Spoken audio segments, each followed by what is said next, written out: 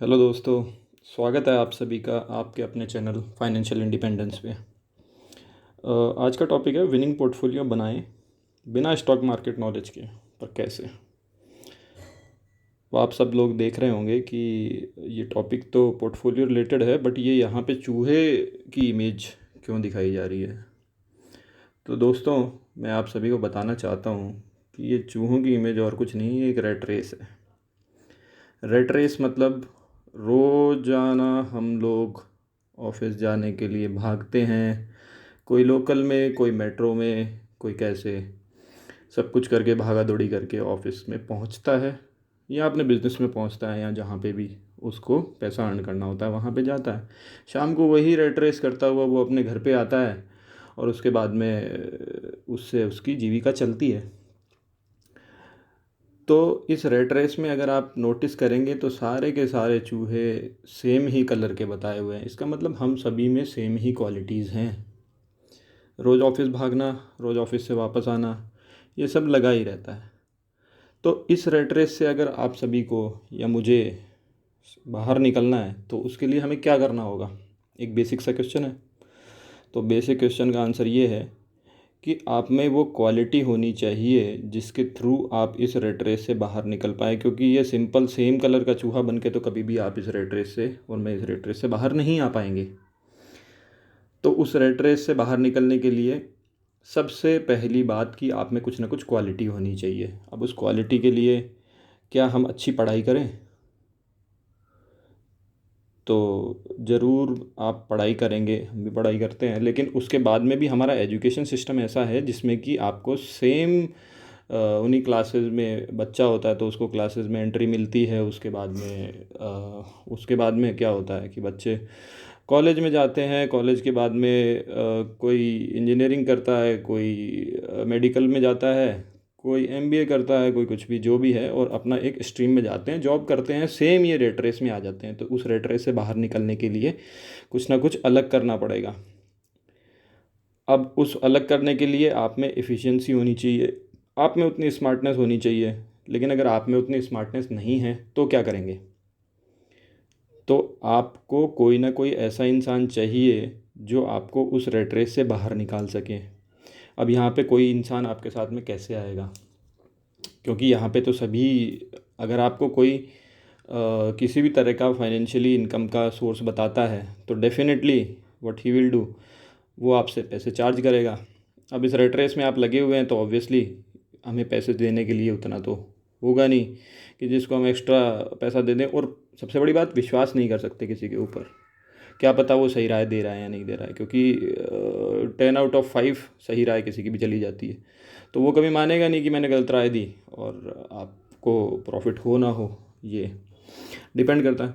तो इस rat race से बाहर निकलने के लिए और एक विनिंग पोर्टफोलियो बिना स्टॉक मार्केट की नॉलेज हुए हम बना सकते हैं, उसका एक सिंपल तरीका है। वो दोस्तों ये है कि top stocks held by fund managers, जो कि टॉप 10 स्टॉक्स जो कि फंड मैनेजर्स अभी हेल्ड कर रहे हैं, जो उनके पास में है, इसको आप डायरेक्टली पता कर सकते हैं। अब या तो हम उतने स्मार्ट हो कि हम टॉप 10 स्टॉक्स अपने से बना लें और उनको चेंज करते रहें, या हम किसी ना किसी की स्मार्टनेस को एक्वायर कर ले। अब फंड मैनेजर होगा तो वो आपको कभी भी बताएगा तो है नहीं। क्यों? क्योंकि वो चार्ज करेगा। उतना चार्ज हमारे पास में लाखों करोड़ों रुपए उनका उनको ऑलरेडी पैकेज मिलता है, उतना हमारे पास में उनको देने के लिए होगा नहीं। तो दोस्तों, यहाँ पे एक फैसिलिटी है, आप सिंपली गूगल पे टाइप कर सकते हैं top 10 stocks by fund managers, top 10 stock held by fund managers currently. तो ये आपको मनी कंट्रोल की वेबसाइट पे टॉप 10 स्टॉक्स ईजिली मिल जाएंगे। अब यहाँ पे Reliance industry, HDFC bank, Infosys, ICICI bank, Bharti Airtel, housing development finance corporation, ITC, Kotak Mahindra, Tata consultancy services ना, एसबीआई बैंक, ये टॉप 10 स्टॉक्स हैं जो कि अभी mutual fund AMC managers hold कर रहे हैं। यहाँ पे आपको किसी तरह का कोई दिमाग लगाने की ज़रूरत नहीं है, whether you are a beginner और you are a pro person. आपको किसी तरह का कोई दिमाग लगाने की ज़रूरत नहीं है। आप इन्हीं टॉप 10 स्टॉक्स में इन्वेस्टमेंट करते जाइए। जैसे जैसे मार्केट गिरेगा वैसे वैसे आप उनको इन्वेस्टमेंट को बढ़ा सकते हैं। अब सिर्फ इसलिए कि मैं बोल रहा हूँ कि इसमें इन्वेस्ट कर दीजिए या टॉप 10 फंड मैनेजर्स बोल रहे हैं, तो ऐसा भी नहीं है। इसका आप पूछेंगे कि प्रूफ क्या है भैया, तो ठीक है, हम उसका प्रूफ देते हैं। ओके, उसके प्रूफ के लिए मैंने यहाँ पे, जैसे फर्स्ट स्टॉक था रिलायंस, तो मैंने यहाँ पे उसका 5 ईयर का गेन देखा। तो 5 ईयर पहले था इस 462 की प्राइस में, और आज है, आज जो क्लोजिंग हुई है उस पर 1932। तो इसी तरीके से मैंने सारे स्टॉक्स का, रिलायंस था, फिर एचडीएफसी बैंक था, का 5 ईयर पहले का प्राइस और आज का प्राइस को लेके एक एक्सेल बनाई है। और उस एक्सेल में हम देखेंगे कि कितना परसेंटेज रिटर्न मिलता है एज़ कम्पेयर टू अगर हम उसी पैसे को एफडी में इन्वेस्ट कर देते तो। अब उस परसेंटेज गेन का जो रिटर्न, जो डिफरेंस होगा उस रिटर्न का, वो हमारा अल्टीमेट गेन होगा। अब यहाँ तो हम उतने स्मार्ट हों कि हम स्टॉक मार्केट में डेली एंट्री ले सकते हैं और अच्छे टाइम पे एग्जिट कर सकते हैं, और अगर हमें उसका नॉलेज नहीं है और हम चाहते भी नहीं कि हम उतना, और हमारे पास उतना टाइम भी नहीं है जितना कि हम उसको दे सकें और उससे हम रिटर्न निकाल सकें, तो सबसे अच्छी बात यही होगी कि फंड मैनेजर्स जो कि ऑलरेडी इतने आईआईटी आईआईएम्स करके, इतना स्टडी करके और अपना निचोड़ आपको दे रहे हैं, जिसको कि हम अपने स्मार्टनेस से निकाल सकते हैं, तो क्यों ना हम उसको यूज़ कर लें और उसमें हर गिरावट में मार्केट में बिना डरे इन्वेस्ट करें।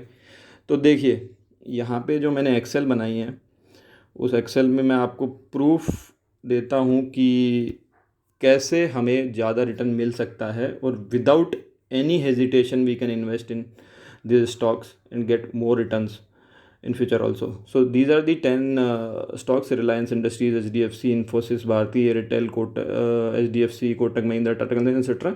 ये सारे के सारे 10 स्टॉक्स हैं। तो इनका परसेंटेज गेन अगर हम 5 ईयर में देखें, सिंपली यहाँ पे मैंने फार्मूला इंसर्ट किया, you can also do this, is a very very simple calculation. 1932 इसका रिलायंस इंडस्ट्रीज़ का प्राइस है आज, जिस पे क्लोजिंग है 514, 5 ईयर पहले था। इसका परसेंटेज गेन हमने निकाला तो यहाँ पे 275 निकल के आता है। सिमिलरली एचडीएफसी का 157% है, इन्फोसिस का 131% है। These are the return which we have got in 5 year. यहाँ पे आईसीआईसीआई का 180% है, भारतीय एयरटेल का 65% है, एचडीएफसी का 89 है, आईटीसी का यहाँ पे -4% है। बट यहाँ पे आईटीसी का -4% कैसे है और उसमें भी कैसे ये प्रॉफिट दे रहा है वो मैं आपको बताता हूँ। इसका अगर आप डिविडेंड यील्ड देखेंगे, अब ये डिविडेंड यील्ड मतलब कितना ये आपको डिविडेंड, कितना परसेंट आपको डिविडेंड दे देता है एक साल में, तो वो अभी मोर देन 4.5% है। तो 4.5% it is far ahead of your saving bank account interest. अभी एसबीआई 2.7% दे रहा है, लेकिन यहाँ पे आईटीसी 4.5% दे रहा है। तो अगर आपको एक गेन भी नहीं दे रहा है, जो कि ये फ्यूचर में डेफिनेटली देगा, क्योंकि अब ये टोबैको कंपनी से एफएमसीजी में शिफ्ट हो रही है, तो इसलिए आज म्यूचुअल फंड मैनेजर्स भी इसमें बहुत इंटरेस्टेड हैं, और वो भी यहाँ पे, उन्होंने भी यहाँ पे पैसा अपना इन्वेस्ट कर रखा है। तो या 5 ईयर में इसने इतना रिटर्न नहीं है, but still if you will see dividend, तो इसने 39.3 रुपीज़ दिया है इन 5 ईयर्स में। तो ये डिविडेंड गेनिंग स्टॉक तो है ही। Likewise other stocks like Kotak Mahindra, Tata Consultancy and SBI, each and every stock has given you triple digit gain. Triple नहीं तो भी अगर डबल डिजिट भी दिया है तो एक बहुत अच्छी डबल डिजिट गेन दिया है यहाँ पे उन्होंने। इसके अलावा डिविडेंड लास्ट 5 ईयर की बात की जाए तो यहाँ पे ये डिविडेंड है जो कि इन कंपनीज़ ने लास्ट 5 ईयर में दिया है। You can see this dividend by pausing the video. मैं टाइम बाउंडेशन की वजह से थोड़ा सा जल्दी यहाँ पे कर रहा हूँ। तो आप देखिए ये डिविडेंड दिया है इन्होंने 5 साल में, जो कि ह्यूज है।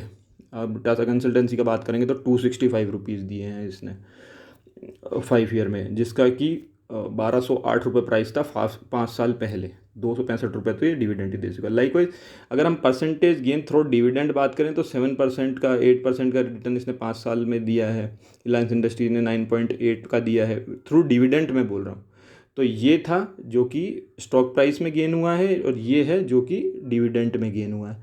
तो अगर हम यहाँ पे एक सिंपल कैलकुलेशन करें और ये देखें कि अगर आपने 5 साल पहले 1 लाख रुपए लगाया होता इन सभी स्टॉक्स में, 10-10 हज़ार रुपये के अकॉर्डिंगली 10-10 हज़ार ईच एंड एवरी स्टॉक्स को दिए होते, तो आज वो stock by having this much percentage in each and every stock कितना होता। तो अगर आपने 10 हज़ार रिलायंस इंडस्ट्री में लगाया होता तो आज वो 5 साल बाद में 37,585 रुपये होता। लाइकवाइज HDFC का 25,709 होता। और likewise other companies Infosys, ICICI Infosys में 23,000 है, ICICI में 28,000 है, भारतीय एयरटेल में ये 16,000 है। लाइकवाइज ये टोटल अगर आप करेंगे तो आपका 1 लाख रुपए अगर आप टोटल करते हैं तो वो हो जाता आज 2,29,237 रुपये, इतना हो जाता। और अगर 5 ईयर की गेन की हम बात करें विद FD, जो एक बंदा जिसने कोई दिमाग नहीं लगाया, जिसने सिंपली 5 साल पहले FD करा दी और उसने किसी तरह का कोई दिमाग नहीं लगाया, उसकी मैंने FD का परसेंटेज भी 6.5% लिया है, जो कि अभी नहीं है, उससे कम ही है। फिर भी उसको तो ये 6.5% के गेन से आज 5 साल बाद में उसको मिलता 137,000 रुपीज़, 1,37,000 रुपये। दोनों का डिफरेंस कितना आया? 92,228 रुपीज़। जितना आपने 1 लाख लगाया था लगभग लगभग उसके बराबर तो यहाँ पे डिफरेंस ही आ जाता है। तो गेन देखिए आप, it's a huge gain without applying your mind. 1 lakh पे 5 साल में 2,29,237 रुपये मिले।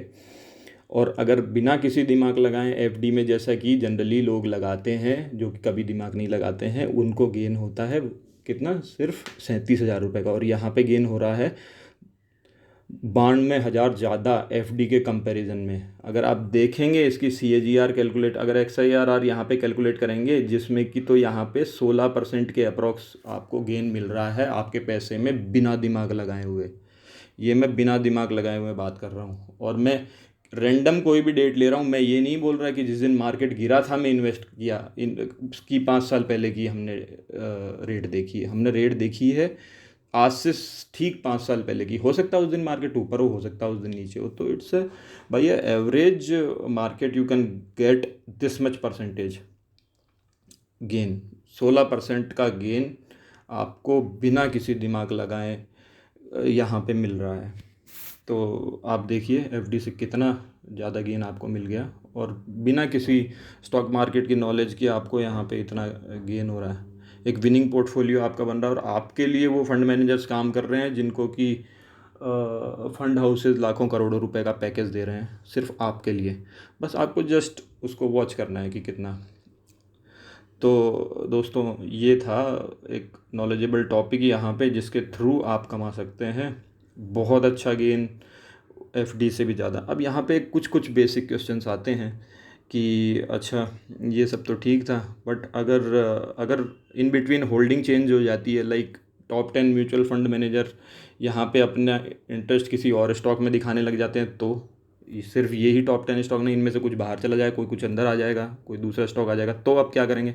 तो दोस्तों वहाँ पे हमें क्या करना है, इस जो हमने सर्च किया था top 10 stock held by fund managers, तो उसको सिंपली हमने 6 महीने बाद में, 1 साल बाद में फिर से सर्च करना है। और जो होल्डिंग यहाँ पे चेंज होती है उसमें भी फर्दर, ऐसा तो नहीं है कि आज ही पैसा लगा के हम बैठ गए, फर्दर उसको आपको राइज़ करते जाना, तो आपकी परसेंटेज इंक्रीज़ बहुत ज़्यादा हो जाएगी।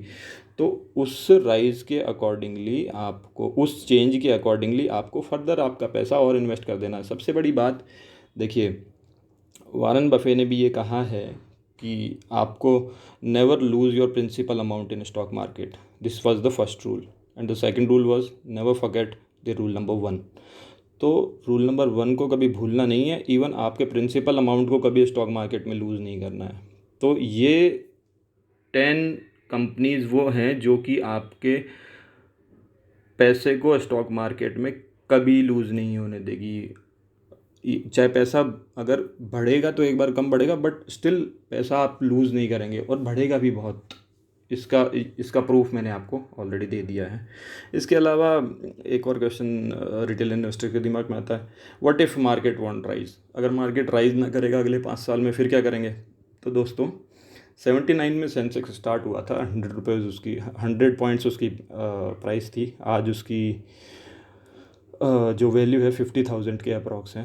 तो आप खुद देख सकते हैं कि कितनी ग्रोथ इंडिया में हुई है और क्या ये ग्रोथ अभी पूरी हो चुकी है। इंडिया में ग्रोथ अभी भी बहुत ज़्यादा बाकी है। यहाँ पे पॉपुलेशन उसी हिसाब से राइज़ करती जा रही है। जिस हिसाब से पॉपुलेशन राइज़ होगी उस हिसाब से प्रोडक्ट्स की डिमांड बढ़ेगी तो उसकी प्राइसेस भी बढ़ेगी इन्फ्लेशन के साथ में। और जैसे ही प्राइसेस बढ़ेगी तो वहाँ पे बैलेंस शीट राइज़ होगी तो stock price is nothing but a balance sheet reflection.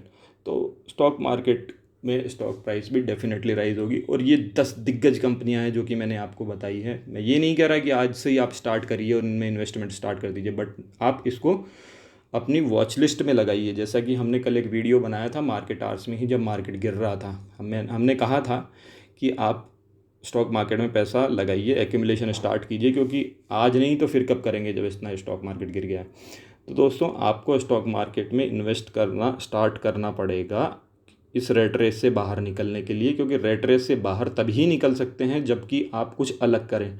और अलग करने के लिए या तो इतना दिमाग हो कि एंट्री एग्ज़िट कर सकूं मैं परफेक्ट टाइमिंग पे, और या फिर कुछ शॉर्टकट, कुछ ट्रिक्स, कुछ अच्छे तरीके मुझे पता हो जिसके थ्रू मैं बाहर निकल सकूं। इसके अलावा भी कैसे स्टॉक्स में एंट्री एग्ज़िट लें टाइमिंग से, और कैसे स्टॉक्स में बने रहें पेशेंसफुली, ये भी हम आपको फर्दर सिखाते रहेंगे। तो बने रहिए चैनल फाइनेंशियल इंडिपेंडेंस के साथ में। आज के लिए बस इतना ही। Thank you very much.